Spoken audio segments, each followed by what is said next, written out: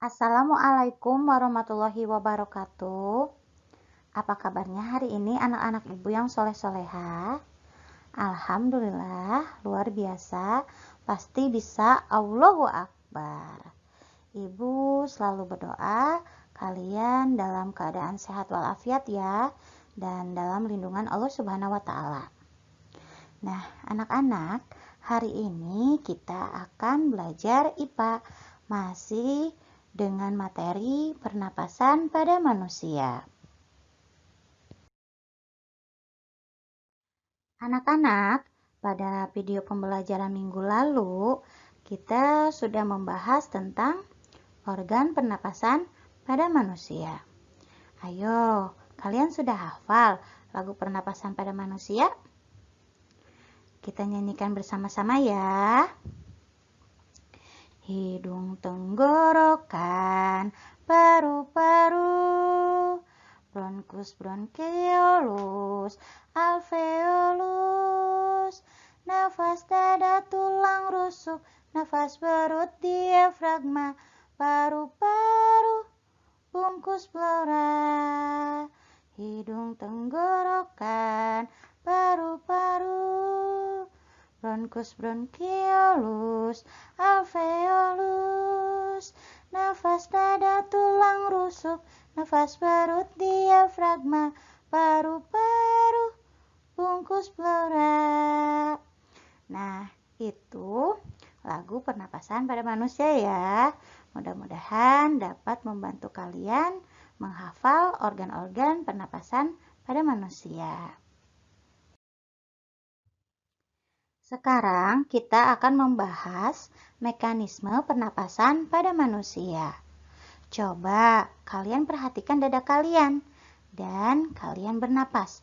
Apa yang terjadi? Dada kalian akan terlihat naik turun ya. Nah, kenapa bisa seperti itu? Karena ada otot-otot yang berkontraksi. Nanti ibu akan jelaskan bagaimana mekanismenya.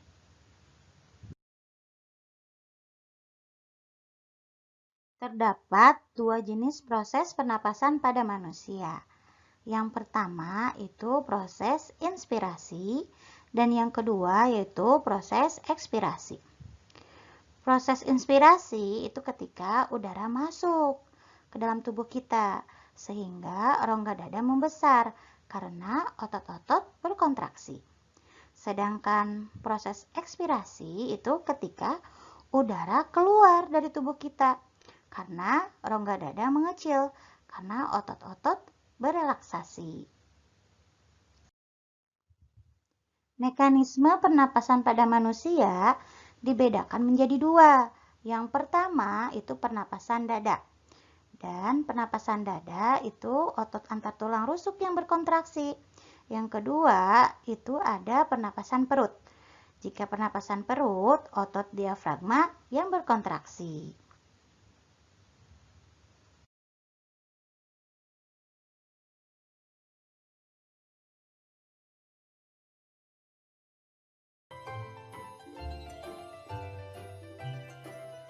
Well, people, tahu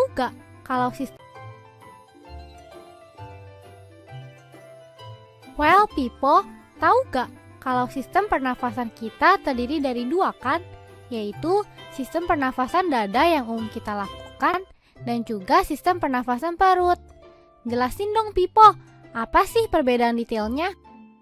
Pernafasan dada terjadi karena gerakan tulang rusuk oleh otot-otot antar rusuk. Pengambilan udara terjadi saat otot antar rusuk berkontraksi atau mengerut, sehingga tulang rusuk terangkat ke atas menyebabkan rongga dada dan paru-paru membesar. Oh begitu, berarti pengeluaran udara terjadi saat otot antar rusuk berelaksasi atau mengendur. Saat itu, tulang rusuk turun ke posisi semula, menyebabkan rongga dada dan paru-paru mengecil kan? Ya, benar sekali. Lalu menurut kamu, bagaimana dengan pernafasan perut kita, Lula? Aku belum yakin banget sih, Pipo. Jelasin dong. Pernafasan perut terjadi karena gerakan otot diafragma, yaitu sekat yang membatasi antara rongga dada dan rongga perut. Pengambilan udara terjadi saat otot diafragma berkontraksi. Posisi diafragma mendatar menyebabkan rongga dada dan paru-paru membesar.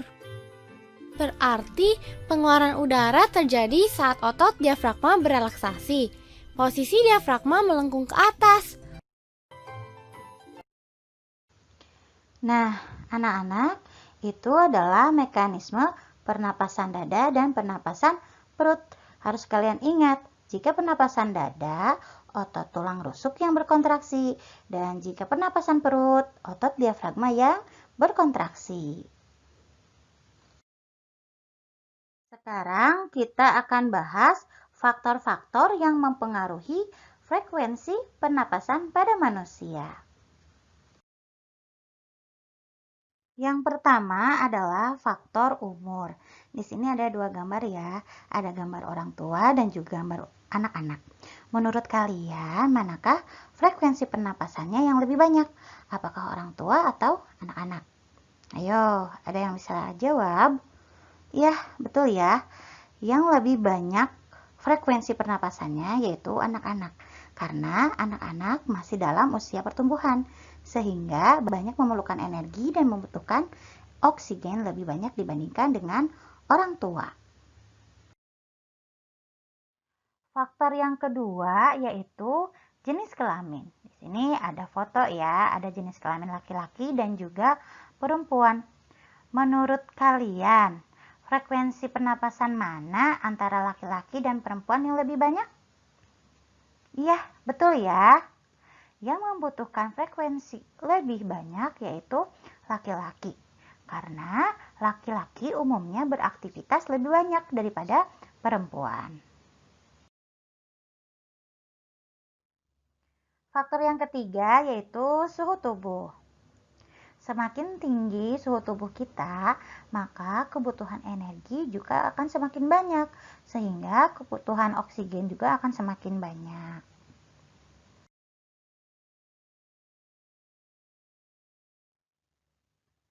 Faktor yang keempat yaitu posisi tubuh. Coba kalian bandingkan posisi tubuh yang sedang berbaring atau tidur dengan posisi tubuh yang sedang berdiri. Manakah yang memerlukan frekuensi pernapasan lebih cepat? Ya, betul. Jawabannya yang sedang berdiri. Karena orang berdiri lebih banyak frekuensi pengambilan oksigennya. Karena otot yang berkontraksi lebih banyak sehingga memerlukan energi yang lebih banyak pula.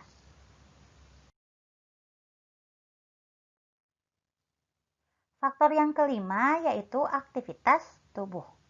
Coba kalian bandingkan orang yang bekerja dengan orang yang tidak bekerja. Mana yang lebih banyak frekuensi bernafasnya? Yo, ada yang tahu? Ya, betul ya.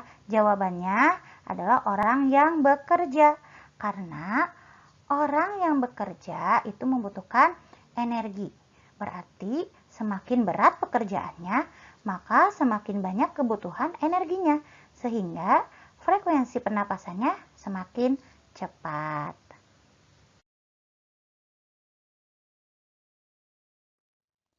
Dan faktor yang terakhir adalah emosi. Coba kalian bandingkan orang yang sedang marah dengan orang yang tidak marah. Mana yang memerlukan frekuensi pernapasan lebih banyak? Ya, betul. Jawabannya pasti yang lebih banyak memerlukan oksigen adalah orang yang sedang marah. Karena otot-otot yang berkontraksinya lebih banyak. Sehingga memerlukan energi yang lebih banyak pula dan membutuhkan oksigen lebih banyak juga ya. Nah, itu adalah faktor-faktor yang mempengaruhi pernapasan pada manusia. Selanjutnya, kita akan membahas tentang penyakit-penyakit yang mengganggu sistem pernapasan pada manusia. Yang pertama itu ada TBC, yang kedua ada bronkitis, yang ketiga ada asma, yang keempat ada COVID-19, dan juga ada influenza. Kita akan bahas satu persatu ya. Yang pertama TBC. TBC itu merupakan penyakit yang disebabkan oleh bakteri. Bakterinya yaitu Mycobacterium tuberculosis. Gejala-gejalanya yang pertama batuk berdahak disertai darah, nyeri di bagian dada, dan sering mengalami demam pada saat petang hari. Yang kedua yaitu bronkitis. Bronkitis yaitu gangguan pada cabang trakea atau bronkus akibat infeksi sehingga menghasilkan lendir yang menyumbat bronkus. Gejalanya yaitu batuk berdahak, demam, dan juga cepat lelah. Yang ketiga yaitu asma. Asma adalah penyakit yang terjadi karena penyempitan saluran pernapasan yang disebabkan oleh alergi terhadap debu, pasir, bulu, maupun serangga kecil. Bahkan ada juga dari faktor keturunan.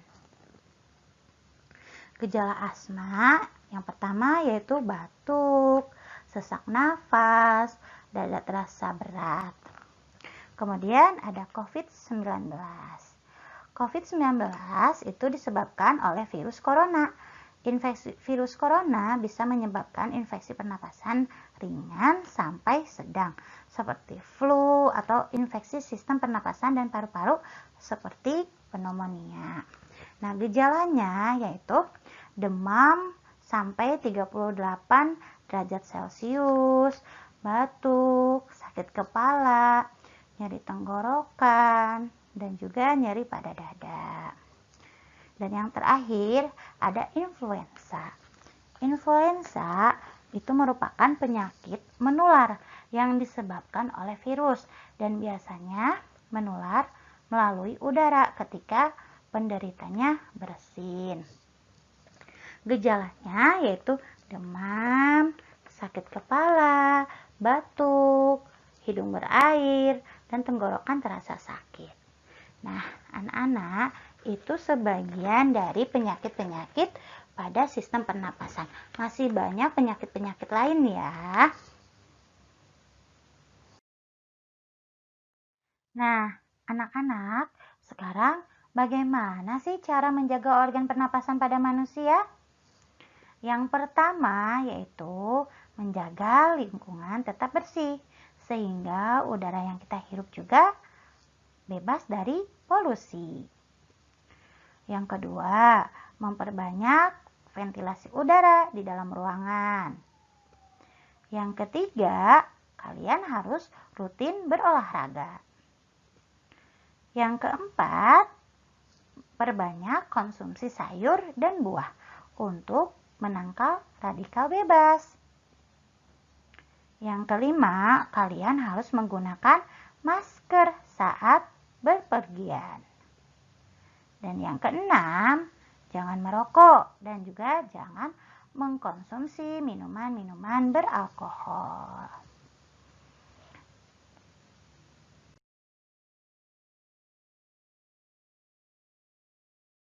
Alhamdulillah, untuk materi hari ini telah selesai. Hari ini kita mempelajari tentang mekanisme pernapasan pada manusia, faktor-faktor yang mempengaruhi pernapasan pada manusia, kemudian penyakit-penyakit pada pernapasan pada manusia, dan juga cara menjaga organ pernapasan pada manusia. Semoga materi yang kita pelajari hari ini dapat bermanfaat untuk kita semua. Tetap semangat. Wassalamualaikum warahmatullahi wabarakatuh.